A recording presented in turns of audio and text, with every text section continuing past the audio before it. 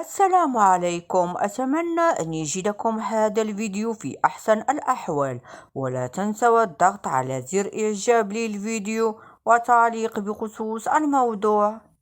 أثارت المغنية الشعبية فاطمة الزهراء تراكس جدلا واسعا عبر تطبيق الانستغرام بسبب مقطع فيديو نشرته على خاصية القصص القصيرة.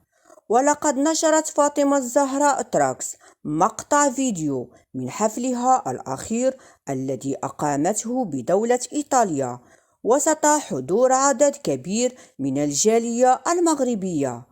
ولقد تلقت شيخة تراكس انتقادات لاذعة من طرف نشطاء موقع التواصل الاجتماعي الانستغرام بسبب خلع قطعة من قفطانها أمام الحضور، وبدأت بالرقص بطريقة مثيرة حتى تبلل فستانها من العرق.